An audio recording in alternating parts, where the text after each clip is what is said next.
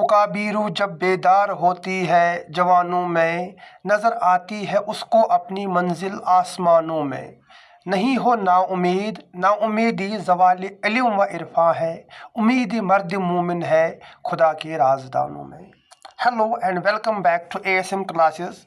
My name is Adil Sayaf और मैंने यहाँ पे economic lecture series for FAA exam start की है, जिसमें हमने ऑलरेडी 3 टॉपिक्स कंप्लीट किए हैं। अगर अभी तक आपने नहीं देखा है, वो सारी वीडियोस हमारे चैनल पे अवेलेबल है। You can go and watch those lectures, ठीक है ना। देखिए, हमने अभी तक this introduction to economics, then consumers, यहाँ पे बिहेवियर है, ठीक है ना, corrected consumers behaviour, demand analysis. आज का जो हमारा टॉपिक है दैट इज फैक्टर प्राइसिंग। लेकिन फैक्टर प्राइसिंग से पहले मैं आपको समझाऊंगा what is production function and what are the rules for production function। अब ऐसा मैं क्यों बता रहा हूँ, क्योंकि यहाँ पे हमें कुछ ऐसी टर्म्स यूज़ करनी है जो हमें यहाँ पे फिर हमें समझने में आसानी हो जाएगी, ठीक है ना। So let us start without wasting our time. Production function, here we go. What is production? Production क्या होता है? Simply it is a process in which we use the different inputs to produce given amount of output. जहाँ पे आप inputs को use करते हो, आप लैंड को यूज़ करते हो, आप लेबर को यूज़ करते हो, आप कैपिटल को यूज़ करते हो। रिमेंबर वन पॉइंट, यहाँ पे हम एक पॉइंट आप याद रखेंगे। There are mainly 4 factors of production. कितने हमारे यहाँ पे जगह ही नहीं, यहाँ पे लिखेंगे।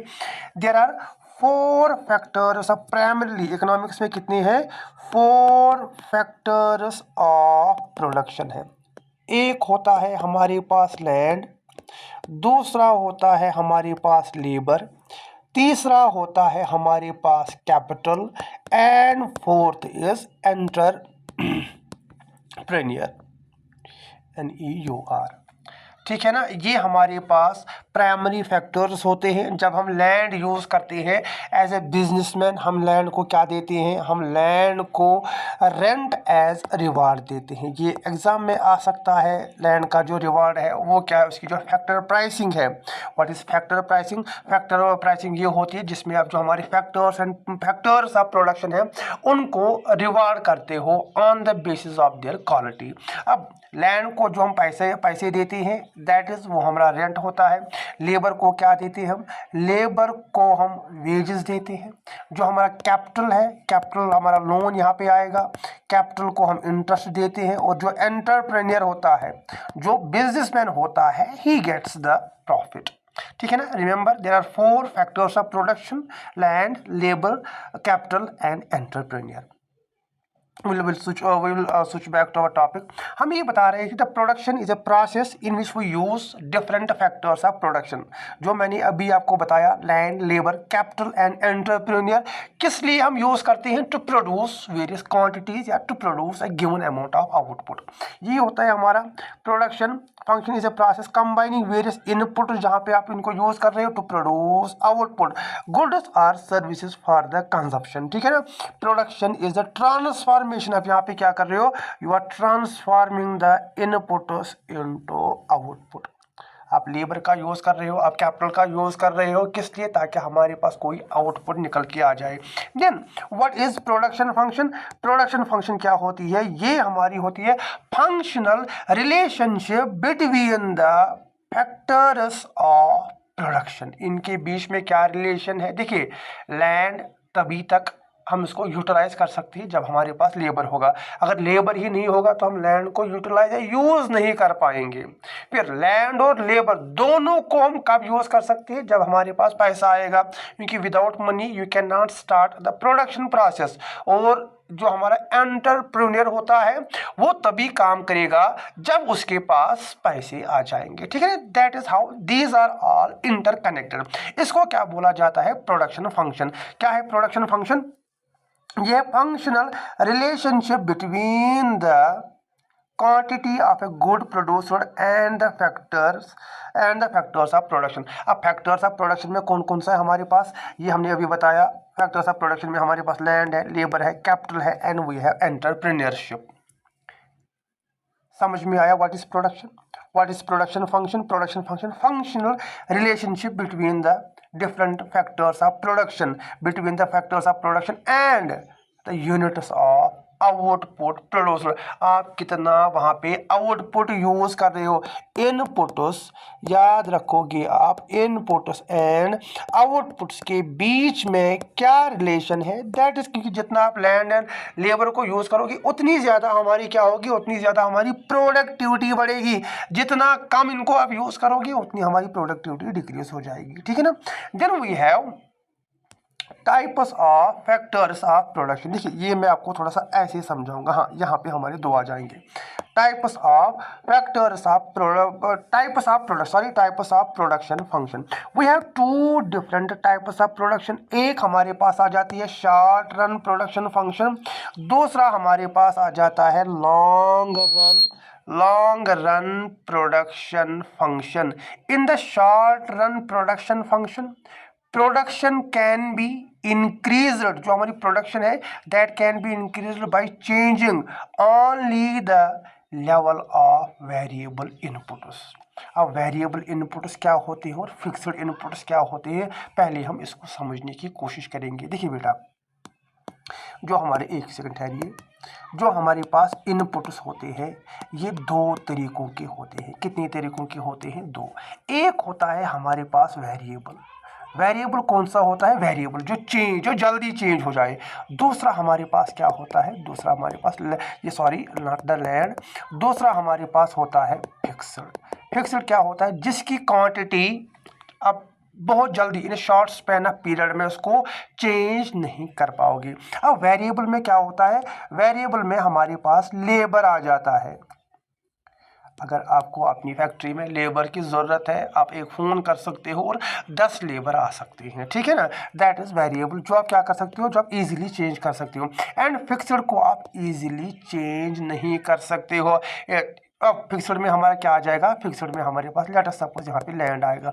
अब ऐसा तो नहीं है कि रातों रात आप क्या करोगे, आप अपनी लैंड को डबल कर पाओगे। आपको उसके लिए पैसे चाहिए, उसके लिए प्रॉपर प्लानिंग चाहिए, कैसे आप पैसे जनरेट करोगे। फिर आप देखोगे कहाँ पे लैंड अवेलेबल है ताकि आप उसको क्या कर सको, खरीद सको, ठीक है ना। अब देखिए, ये जो हमारे पास डिस्टिंक्शन होती है between the variable and fixed factors, it applies only in case of short run. ये आप याद रखोगे, the distinction between the variable and fixed factors applies only in case of, वो शॉर्ट रन में अप्लाई होती है। अब लॉन्ग रन में अप्लाई क्यों नहीं होती, ये क्वेश्चन आ सकता है। लॉन्ग रन में you can increase all the factors of production. अगर आपका बिजनेस लॉन्ग रन में चल रहा है, आपने बहुत सारा पैसा कमाया होगा और उस पैसे से आप लेबर भी खरीद सकते हो, उस पैसे से आप अब लैंड भी खरीद सकते हो। But in the short period, एक साल में, ठीक है ना, 6 महीने में आप अपनी लैंड को डबल नहीं कर सकते हैं। आई होप आपको ये यहाँ पे समझ आया होगा, ठीक है ना। अब हम यहाँ पे वापस चलते हैं। मैंने क्या बताया था? Short run production function. अब शॉर्ट रन प्रोडक्शन फंक्शन में क्या होता है? You can increase the production of goods and services by changing the variable factors. आप क्या करोगे? आप यहाँ पे सिर्फ वेरिएबल फैक्टर्स को चेंज करोगे और जो हमारे फिक्स्ड फैक्टर्स है दे विल रिमेन कांस्टेंट और they will remain the same. देखिए, हमने यही लिखा है, short run is a period of time where output can be changed by changing the level of variable factors। अब labour variable factor, labour mobile factor, easily आप इसको एक जगह से दूसरी जगह ले जा सकते हो। therefore the situation where the output is increased by increasing the variable factors of inputs and keeping the fixed factors। ये है keeping the fixed factors constant. आप क्या कर रहे हो? उनको कांस्टेंट रख रहे हो। इस टर्म दैट इज, वो हमारा क्या होता है? वो हमारा शॉर्ट रन प्रोडक्शन फंक्शन होता है। And then we have long run production function. अब हाँ, वन मोर पॉइंट। अब जो हमारा शॉर्ट रन, एक सेकंड में आपको यहाँ पे बताता हूँ, ये मैं आप करता हूँ। शॉर्ट रन प्रोडक्शन में हमें आगे एक लॉ पढ़ना है। That law is called as law of variable proportions। Short run के लिए हमारे पास अलग लॉ है, that law is called as law of variable proportion, और लॉन्ग रन के लिए अलग लॉ है, that law is called as, उसको क्या बोला जाता है, law of returns to scale. ये हम इसी लेक्चर में कंप्लीट करने वाले हैं, what is law of variable proportion and what is the law of returns to scale. But यहाँ पे आप ये याद रखोगे, लॉ ऑफ वेरिएबल प्रपोर्शन ये अप्लाइज इन केस ऑफ, ये कहाँ पे अप्लाई होता है, ये शॉर्ट रन में हमारा अप्लाई होता है, और जो हमारा रिटर्न्स टू स्केल है ये लॉन्ग रन में अप्लाई होता है।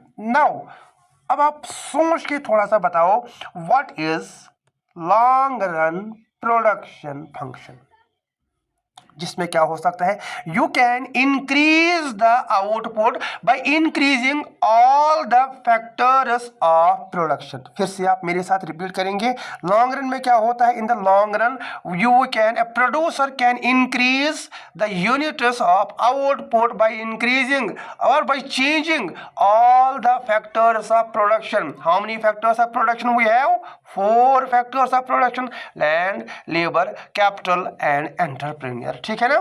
यहाँ पे हमारा, अगर हम यहाँ पे देखेंगे, long run it is a long run it is a span of time when the output can be increased by increasing all the factors of production, whether it is up to the distinction, remember this point exam में आ सकता है, the distinction between the variable and fixed factors vanishes in के long run, vanishes in case of long run में all the factors are variable factors। ठीक है ना।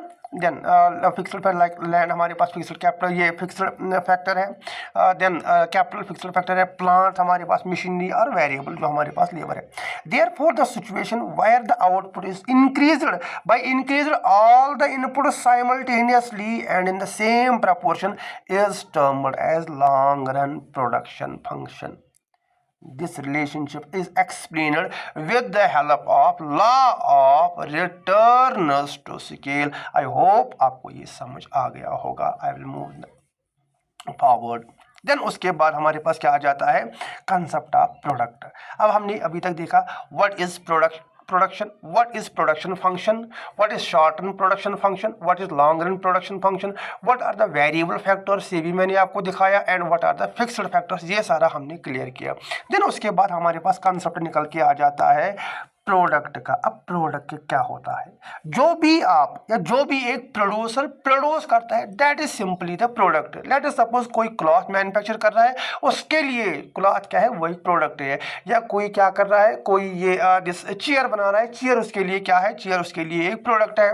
कोई phone बना रहा है, कोई ये जिस जो मैं मेरे पास ये टैब है, कोई टैब बना रहा है, कोई वाटर बोटल्स बना रहा है। ठीक है ना। हर कोई प्रोड्यूसर जो भी वो प्रोड्यूस करता है, दैट इज सिंपली वो हमारे पास क्या होता है, प्रोडक्ट।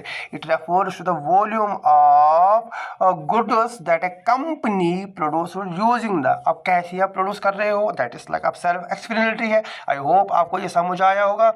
वो कैसे आप इनको use, that is used that a company producer using inputs during specific time period, specific एक साल में। ठीक है ना। यूजुअली हम इसको क्या करते हैं, हम इसको ऐसे ही कैलकुलेट करते हैं। ठीक है ना। देन उसके बाद हमारे पास 3 कंसेप्ट निकल के आ जाते हैं। टोटल प्रोडक्ट क्या है, एवरेज प्रोडक्ट क्या है, और मार्जिनल प्रोडक्ट क्या है। वीडियो को 1 मिनट पास करो, ऐसे ही बताओ। यहाँ पे पहले मैं उससे पहले मैं एक पॉइंट आपको बताऊंगा। अगर आपको याद होगा, जब मैंने यूटिलिटी पढ़ाई थी, मैंने उस वक्त बताया था, जहाँ पे भी वर्ड मार्जिनल आए वहाँ पे आप ये याद रखोगे इट मीन्स द एडिशन। ये क्या होता है, ये एडिशन होता है। अब ज़रा सोच के बताओ, टोटल प्रोडक्ट क्या होगा, एवरेज ये बताया था मैंने, सम ऑफ ऑब्जर्वेशन जो total number observation. Then marginal क्या होता है, एडिशनल। अब सोच लिया आपने, अब मेरी बात ध्यान से देखिए। टोटल प्रोडक्ट क्या होता है, जितनी भी क्वांटिटीज ऑफ गुड्स प्रोड्यूस हो रही है in a factory, that is called as total product by using the different inputs, by using all the factors of production। उसके बाद हमारे पास आ जाता है एवरेज। एवरेज क्या है? एवरेज हमारे पास आपने क्या किया, टोटल प्रोडक्ट कितने आपने ठीक है ना प्रोड्यूस किया, और आपने यहाँ पे कितने यूनिट्स ऑफ लेबर एम्प्लॉय किए। लेट अस सपोज आपका टोटल प्रोडक्ट 100 है और आप लेबर 10 एम्प्लॉय कर रहे हो, इसका मतलब आपका जो एवरेज प्रोडक्ट है दैट इज वो कितना है, वो 10 यूनिट्स है, ठीक है ना। देन उसके बाद मार्जिनल क्या होता है, एडिशनल। मार्जिनल होता है व्हेन यू आर एम्प्लॉइंग, अगर आप 10 लेबर, बेटा ध्यान से सुनो, अगर आप 10 लेबर यूज कर रहे हो और ये 10 लेबर आपको कितना दे रहे हैं, they are giving you the 100 products, और उसके बाद अगर आपने और एक एम्प्लॉय किया और एक लेबर एम्प्लॉय किया, वो आपको कितनी एडिशनल प्रोडक्शन देगा। लेट अस सपोज वो हमें कितना देगा, वो हमें एग्जांपल बता रहा हूं, ये इंक्रीज भी हो सकता है, डिक्रीज भी हो सकता है, या इट कैन रिमेन कांस्टेंट, ठीक है ना। जो हमारा एडिशनल ये लेबर जो हमने एम्प्लॉय किया, how much he will give us या how much he can produce is called as marginal product. अब फार्मूला फिर से वही फार्मूला यहाँ पे वापस आ जाएगी। हम वहाँ पे हमने क्या देखा था, marginal product is equal to TPN minus TPN minus 1। ये मैंने इन डिटेल आपको समझाया है। अगर आपको ये समझ में नहीं आया होगा, आप वापस जो मेरा थर्ड लेक्चर है, आप थर्ड लेक्चर देखोगे, वहाँ पे मैंने ये TPN एंड TPN माइनस 1 पूरे अच्छे से समझाया है। अब थोड़ा सा हम इसको रीड करेंगे, ठीक है ना।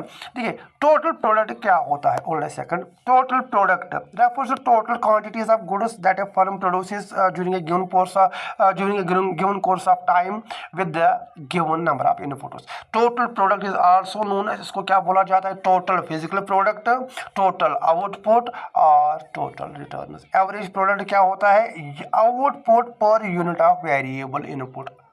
अगर हमारे पास 10 लेबर है, individually how much they are producing is called as average product. Then formula मैंने आपको ऑलरेडी बताई, मार्जिनल प्रोडक्ट।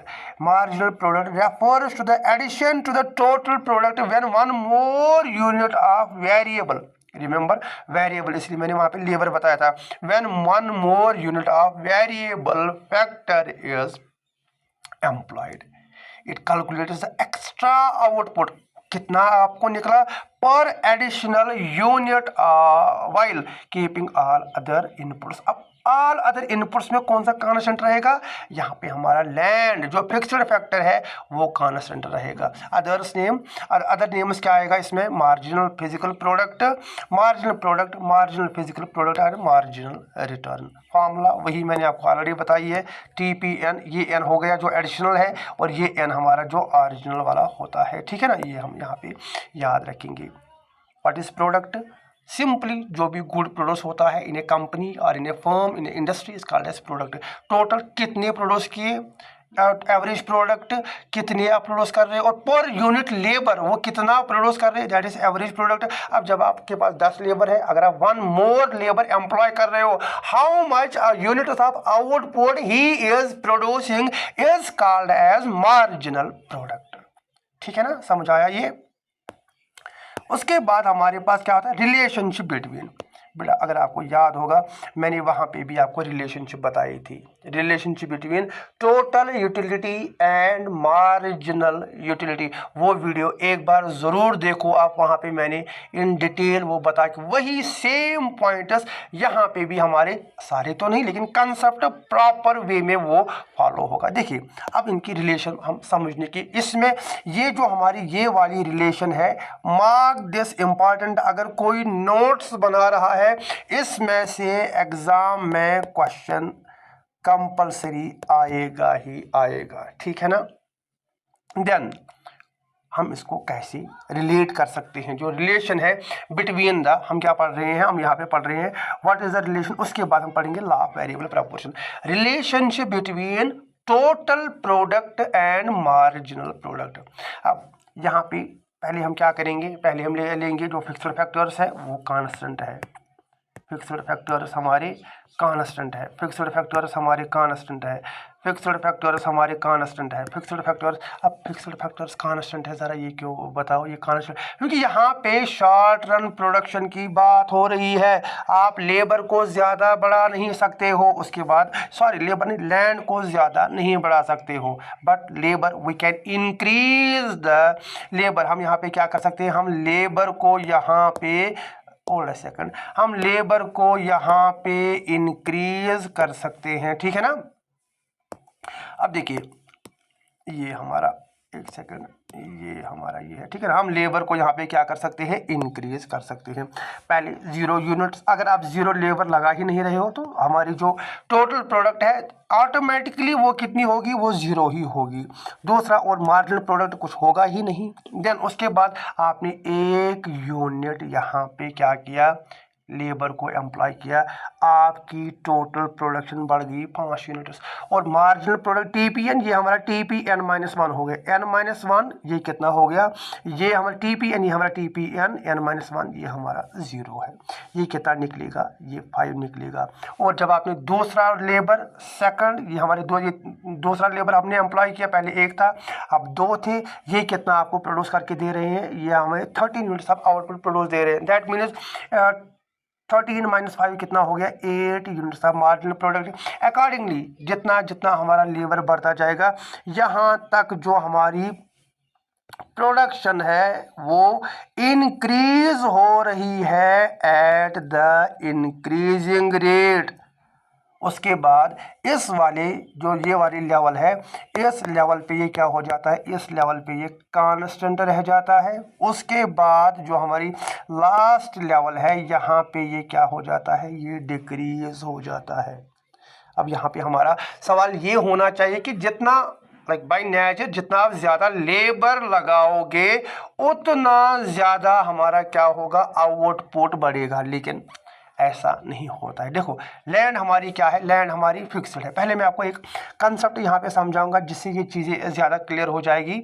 कहाँ पे, हाँ, एक टर्म है इकोनॉमिक्स में, दैट इज कॉल्ड एज, उसको बोला जाता है डिसगाइज्ड, DISGUISED, डिसगाइज्ड अनएम्प्लॉयमेंट, ठीक है ना। अगर कोई लिख रहा है तो you can make the notes, DISGUISED, disguised unemployment, not employment, disguised unemployment. What is disguised unemployment? When the marginal, hold a second, when the marginal productivity of labor is 0, when the marginal मतलब क्या हो, additional productivity of labor is 0, that is called as disguised unemployment. थोड़ा complicated है, समझ नहीं आया मुझे पता है, लेकिन हम एग्जांपल देंगे जिससे आपको ये पूरा समझ आ जाएगा व्हाट इज डिसगाइज्ड अनएम्प्लॉयमेंट। और ये कहाँ पे होता है, ये हमारा एग्रीकल्चर सेक्टर का इम्पॉर्टेंट फिनोमेना है। अब देखो यहाँ पे जो हमारी ज़मीन होती है, ज़मीन में अगर हम देखेंगे घर में 6 7 मेंबर्स या 5 4 जितने भी फैमिली मेंबर्स हैं, ज़्यादा से ज़्यादा अगर वो काम करने जाएंगे वो 2 बंदों का काम होता है। दैट मीन्स उनकी जो प्रोडक्टिविटी होगी वो मैक्सिमम होगी। अगर वो क्या करेंगे, दे कैन प्रोड्यूस लेबर, क्योंकि जो हमारा लैंड है वो फिक्स्ड है। लेट अस सपोज हमारे पास 4 कनाल, हाँ हमारे पास 4 कनाल की ज़मीन है। अब ये 4 कनाल 2 आदमी या 2 मेंबर्स इजीली काम कर सकते हैं उस पर, वो उस पर लेट अस सपोज 4 कनाल पे कितनी 100 क्विंटल्स ऑफ राइस निकल रहा है।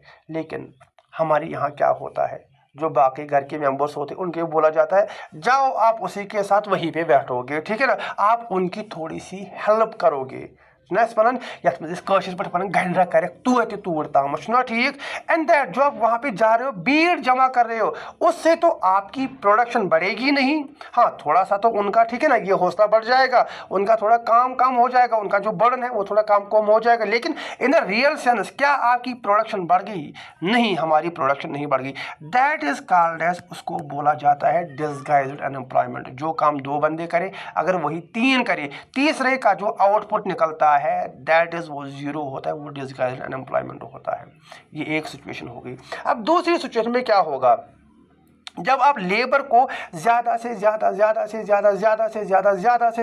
एम्प्लॉय कर रहे हो on the fixed amount of land. Then एक टाइम ऐसा आएगा जब जो काम 10 बंदों का था वो थक रहे थे, आपने क्या किया, आपने और एक, चलो ठीक है, वो और एक क्या करेगा, वो उनकी मदद करेगा, वो उनको मोटिवेट करेगा या वो शेयर करेंगे। लेकिन उसके बाद जो आप और एक यूनिट आप लेबर एम्प्लॉय कर रहे हो उसकी प्रोडक्शन तो कुछ नहीं होगी, और अगर आप बढ़ाओगे वो क्या करेंगे, वो आपस में अब बातें करना स्टार्ट करेंगे, ठीक है ना, वो आपस में टाइम वेस्ट करना स्टार्ट। आपने देखा होगा जब मजदूर जाते हैं, मैं नॉट ऑल द केसेस, कभी कभार आपने ये देखा होगा जो मजदूर होते हैं अगर वो ज़्यादा होंगे वो क्या करते हैं, आपस में वो ठीक है ना बातें करते रहते हैं, इधर उधर ठीक है ना जाते रहते हैं ताकि उनका यहाँ पे टाइम निकल जाए। अब अगर वो टाइम निकालने के लिए काम कर रहे हैं उस वक्त तो हमारी प्रोडक्टिविटी ऑटोमेटिकली कम होगी कि नहीं होगी।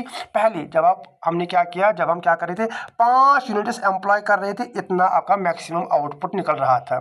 जब आपने 6 यूनिट 6 लेबर्स आपने एम्प्लॉय किए, बाहर ये चल रही है, ठीक है ना, डोंट वरी, यहाँ पे अभी जो बच्चे हैं वो बाहर पटाखे फोड़ रहे हैं, ठीक है ना।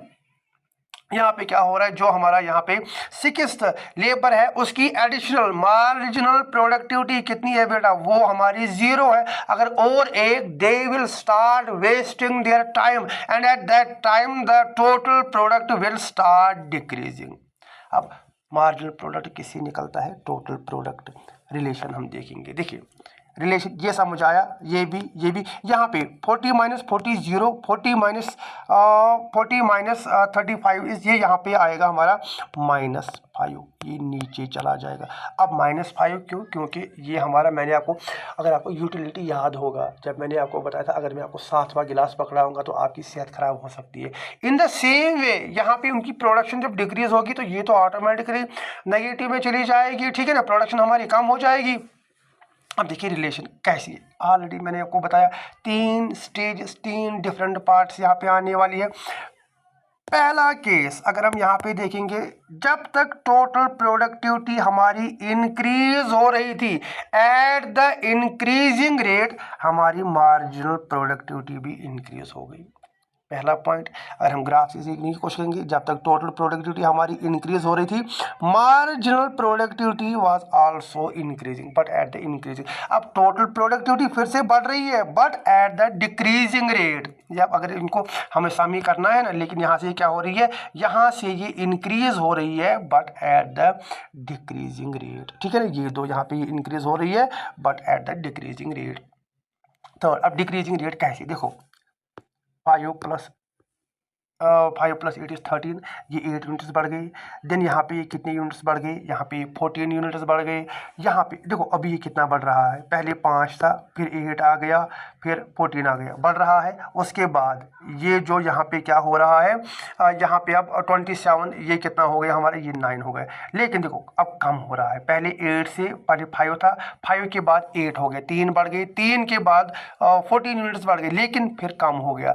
रियल लाइफ में ये क्या हो रहा है, ये कम हो रहा है। पहले ये इंक्रीज हो रहा था एट द इंक्रीजिंग रेट, उसके बाद भी ये इंक्रीज हो रहा है but at the decreasing rate.